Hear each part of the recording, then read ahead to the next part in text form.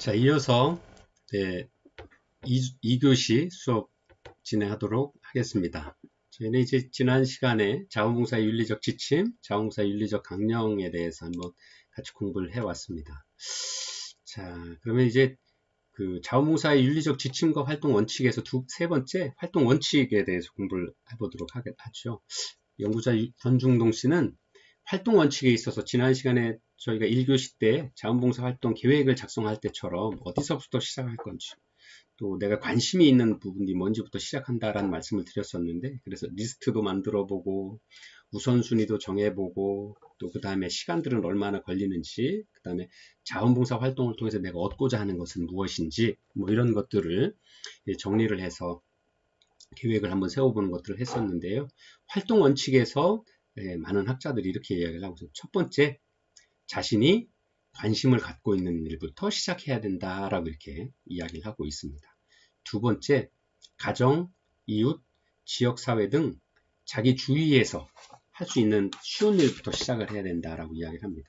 그런 거죠. 실제 내가 가지고 있는 게 어떤 건지, 그 다음에 내가 시간은 얼마나 있는지, 그 다음에 얼마나 지속적으로 할 수 있는지, 그 다음에 멀리 가는 게 아니라 가까이 내가 지금부터 내가 할 수 있는 것부터, 내가 가진 것부터 시작을 하는 거죠.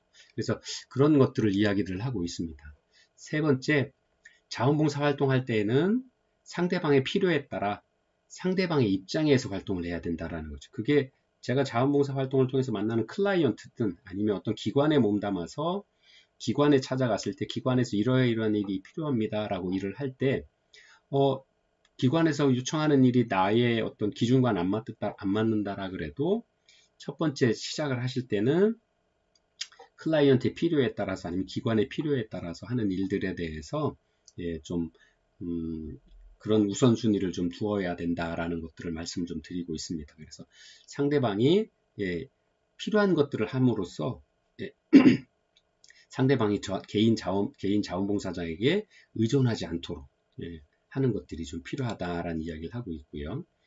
또 네 번째는 자원봉사 활동은 자원봉사 대상자와의 합의에 의한 세밀한 계획하에 실시해야 된다라고 이야기를 하고 있습니다. 또 계획된 목표가 달성될 때까지는 하되 개인이 자원봉사자를 무리해가면서까지 어떤 활동들을 하는 부분들은 좀 바람직하지 않다라는 이야기들을 하고 있습니다. 왜?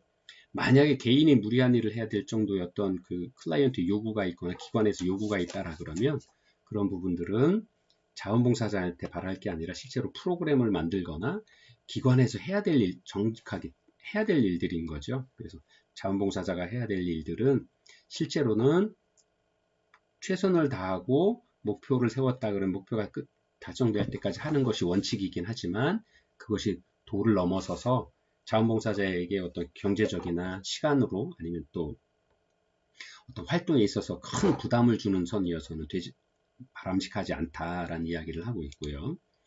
다섯 번째, 활동에서는 자원봉사 활동하는 일의 양, 또 시간, 또 목적과 목표, 참여 인원 등과 같이 관련된 한계들을 좀 미리 정해서 좀 진행하는 것이 좋다라는 것들을 이런 것들을 활동을 할 때 미리 좀 생각을 하고 원칙들을 좀 정해서 하는 게 좋겠다. 즉 제가 예를 들어서 직장생활을 좀 많이 힘들고 어려운 시기도 생길 수 있고요. 아니면 여유가 있을 때도 있고 그래서 그런 것들을 좀 평균 내서 예를 들어서 일주일에 뭐 한 2시간 정도를 어떤 기관을 찾아가서 제가 살고 있는 뭐 천안 지역의 어떤 가까운 지역으로 가서 봉사를 한다. 아니면 개인이 하든 아니면 우리 가족들이 같이 가서 한다라 그러면 아이들과도 미리 상의하고 아이들도 시간을 내줄 수 있는지를 좀 고민을 해봐라 그래서 그 적정한 시간들을 같이 정하고요. 그 다음에 일정 기간 지속적으로 자원봉사 활동에 참여하고 아니면 클라이언트를 만나는 것들로 하고 이런 것들을 어느 정도 기준을 정해서 하자라는 거죠. 그래서 1시간을 하기로 했으면 예를 들어서 1시간 정도. 조금 시간이 남으면 어느 정도 해보고 나서 시간이 좀 여유가 있겠다. 그 다음에 다들 조금 더 참여하길 원한다라고 그러면 그때 조금씩 늘려가는 거지.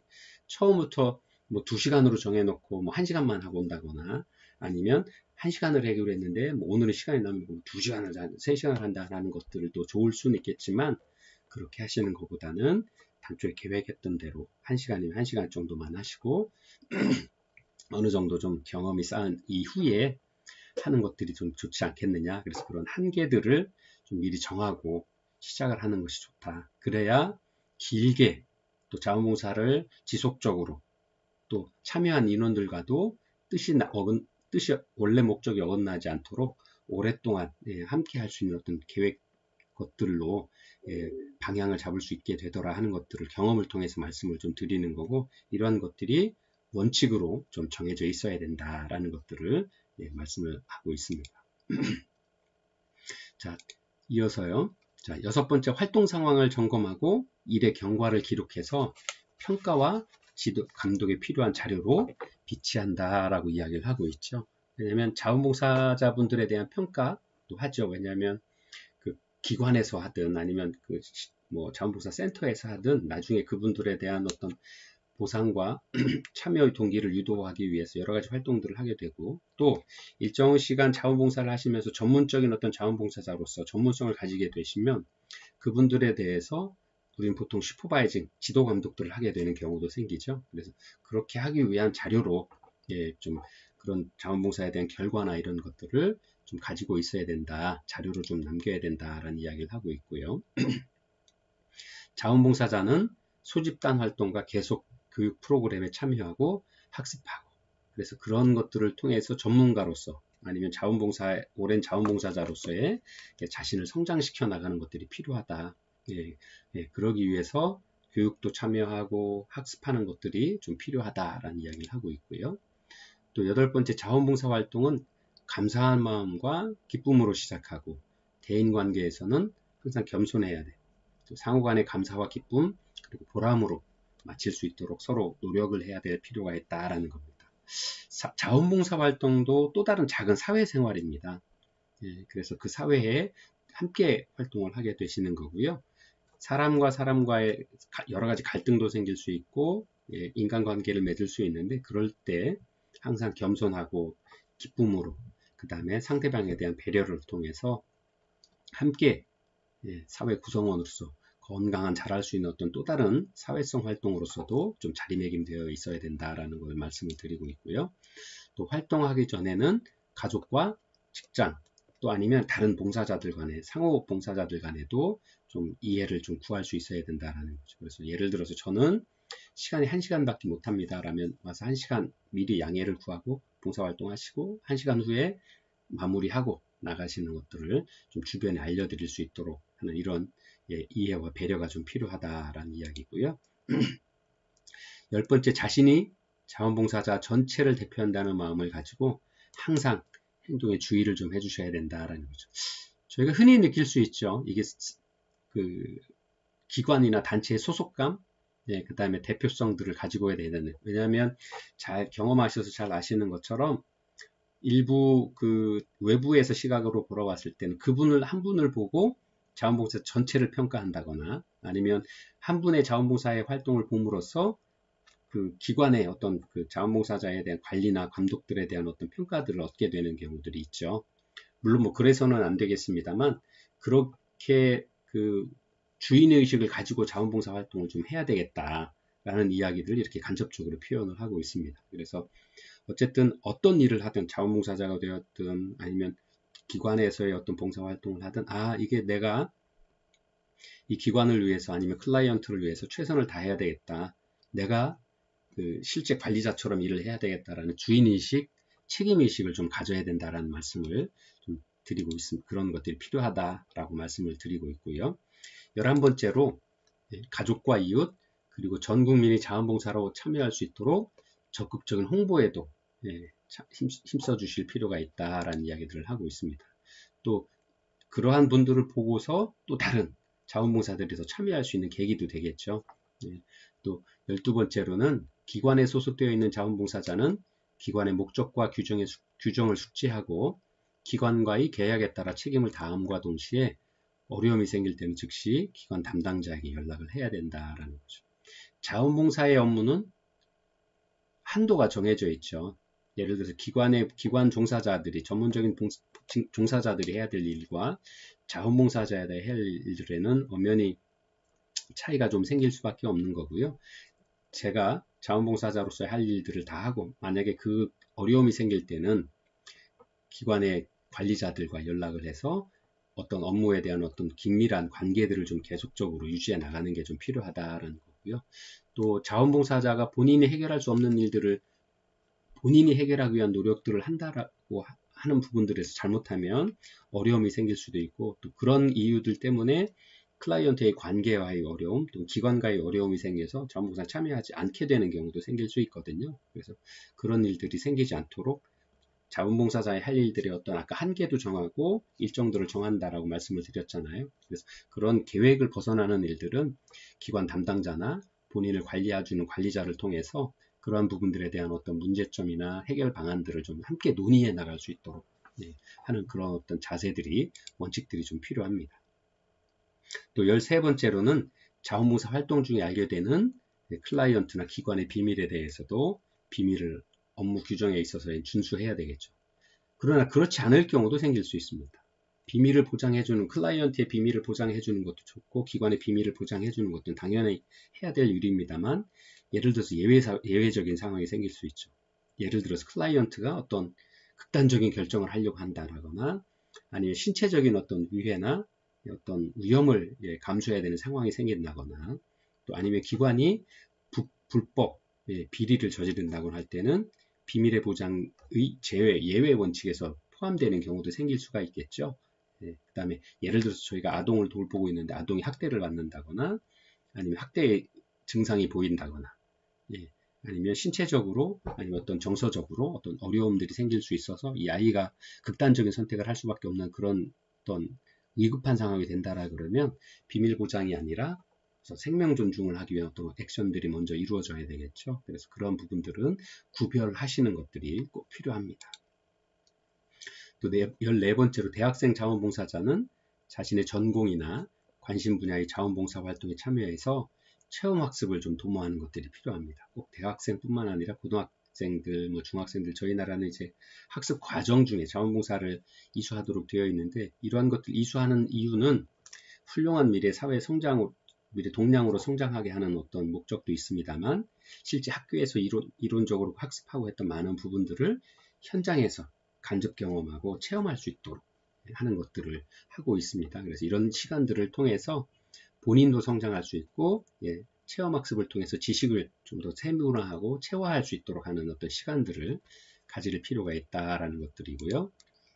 또 마지막으로 자원봉사 활동을 통해서 더불어 사는 지역 공동체 지역 공동체로서의 삶의 자세를 만들어 나가는 것들을 좀 도모해야 될 필요가 있다. 그래서 자원봉사 활동을 통해서도 많은 본인의 발전과 사회공헌에 대해서도 기여할 수 있는 이런 지역 공동체적인 어떤 삶의 모습들을 미리 이해하고 체화하는 것이 필요하다. 또 이러한 활동 원칙들을 가지고 활동 계획을 세우는 게 필요하다라고 이야기를 하고 있습니다. 자, 여러분들 교재 한번 같이 보실까요? 89페이지를 보시면 자원봉사자 수칙 및 자원봉사자의 책임이라고 잘 나와 있는데 한번 같이 읽어보셨으면 좋겠습니다. 첫 번째가 일반 수칙이고요. 그 다음에 두 번째가 근무 수칙, 그 다음에 세 번째가 자원봉사자의 책임입니다. 자, 일반 수칙은 인간은 인종, 종교, 직업, 연령, 또 사고방식 등을 초월하여 누구에게나 존엄성이 있으며 누구나 무한한 가능성을 가지고 있는 존귀한 존재라는 신념을 갖는다. 두 번째, 자원봉사 활동은 곧 나 자신을 돕는 일이며 이를 사회의 바람직한 운동으로 저변 확대시켜 나간다. 자원봉사 활동은 일회성으로 끝나는 것이 아니라 지속적으로 꾸준히 활동하는 것이다. 네. 지난 시간에도 공부를 하셨던 내용이죠. 그 다음에 근무수칙입니다.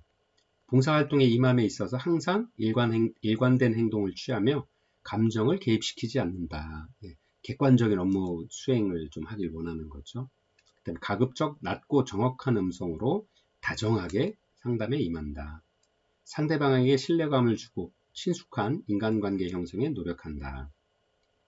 상대방에게 이야기할 기회를 많이 주고 상대방의 이야기를 듣고 이해하는 입장이 된다. 또 어떠한 상황에서도 놀라거나 비판하거나 지시하지 않는다. 또 봉사 대상의 정보를 정확히 파악하여 실질적인 혜택을 주고자 노력해야 한다. 또 봉사자가 해결할 수 없다고 판단되는 문제는 항상 자원봉사 관리 담당 직원과 의논하여 처리한다. 봉사시간 교대는 정확히 한다. 또 항상 봉사활동을 점검하고 기록한다. 라는 이런 자원봉사활동의 수칙들을 좀 정리를 하고 있습니다. 자, 자원봉사의 책임에 대해서 잠깐 이야기를 하고 있는데요. 한번 볼까요? 첫 번째가 be sure, 확실히 하라. 또 두 번째가 be convinced, 확신을 가져라. 그 다음에 accept the rule, 규칙을 받아들여라.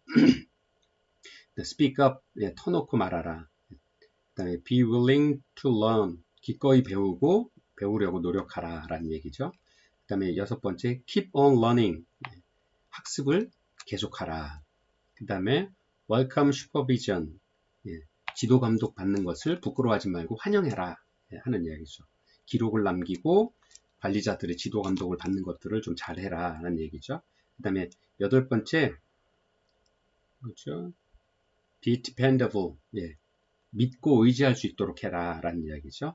그 다음에 아홉 번째 be a team player, 팀 플레이를 해라 라는 소리입니다. 그래서 자원봉사를 할 때는 이러한 아홉 가지 원칙과 책임에 대해서 이야기를 하고 있는데요. 그래서 자원봉사의 수칙, 자원봉사의 책임은 이전까지 저희가 공부해왔던 것들을 한번 잘 정리해서 생각해 보시면 동일한 내용이어서 쉽게 이해하시고 이해하실 수 있고 경험하실 수 있다라고 생각을 합니다.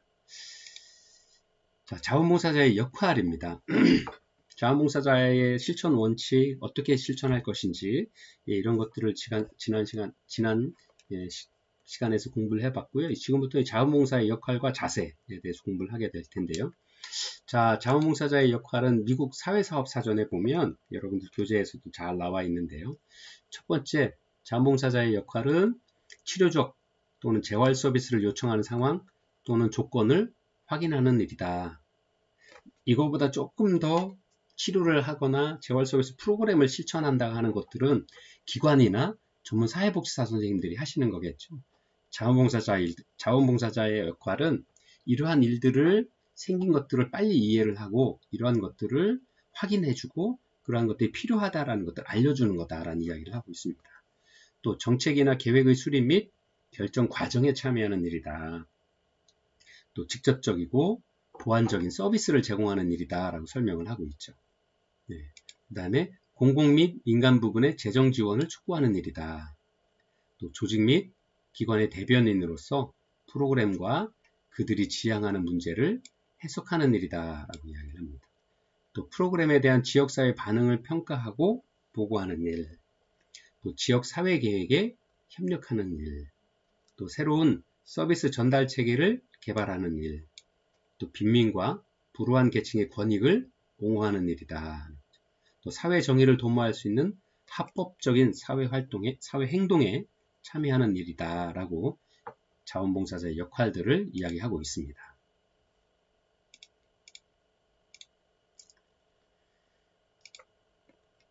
자, 정리를 해보면 첫 번째가 자원봉사의 역할이 문제 예방 및 치료자의 역할, 그 다음에 옹호자 및 매개자로서의 역할, 또 변화 및 개혁자로서의 역할, 또 건설적인 비판자로서의 역할이다 라고 정리를 할 수 있는데요.